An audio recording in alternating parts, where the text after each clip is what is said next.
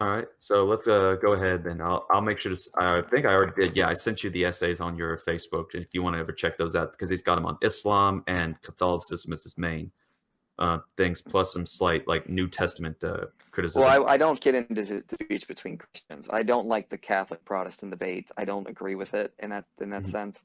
So I don't get into that. I really wish we could just be Christians, and Mhm. not worry about denominational disputes.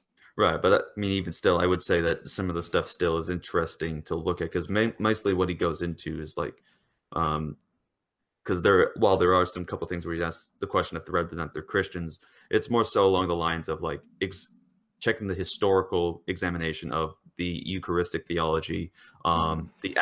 the absence of papal views among the early Christians, which because of that, I've now come to a conclusion that that Clement of Rome, I used to think was like one of the bishops of Rome.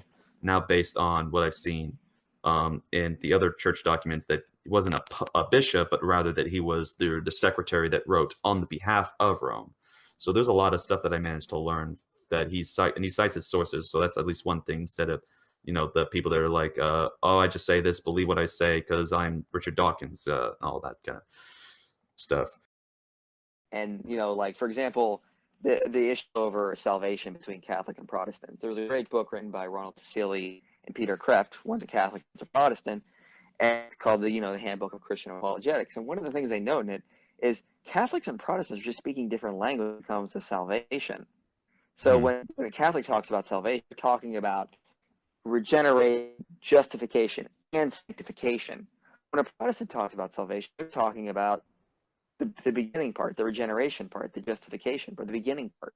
So Catholic says God gives us, but we still need to do good works. We still need to go out and fulfill the Great Commission. And the Protestant gets mad and goes, "No, salvation. You don't have to do that stuff to be saved." Well, the reason why they're debating is not because they disagree in a strong sense. The reason why they disagree is just on terminology. And they may disagree on how justification works here and there, but when a Catholic talks about salvation, they're talking about the full spectrum of salvation. A Protestant just talks about the initial response the believer has as they give their self to Christ, they profess him as Lord and Savior, then they're saved.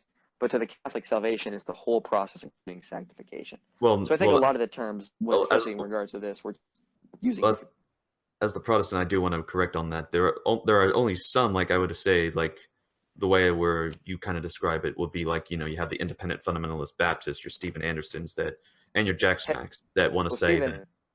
Hmm? Let's be clear. Stephen Anderson is a heretic. Oh yeah, that's why I established that the independent fundamentalist Baptist movement is kind of far out there, very ridiculous. But they pretty much teach instant justification and sanctification. Where I think that it's justification that's instant, but then you have the second part, the part that the Bible talks about, the being saved. That is the sanctification. This, I believe, is something that Martin Luther, John Calvin, the others of the reformers, and then of course later on down the road would focus more on the emphasis of sanctification. In fact, the one confession, the London Baptist Confession, has a section on sanctification and explains this salvific process. So, I mean, I don't think necessarily Protestantism is just simply focused only on that. Well, right. I'm not. I'm But, being very loose in my term. I just brought right, that up as but an I do understand where example. you're coming from on that. Yeah, I just brought that up as an example to say, like, let's not. I think we're just getting confused on terminology in East versus West. I don't think there's really Right, any strong disagreements here. right. I only said that because I don't want to get stuck on this for the next hour or so. Right. That's why I said personally. I think. I mean, I would still like to talk to you more about that, but I think we'll just take that more so in the private um, area before we decide to, if we do in the future, do want to cover ground on that.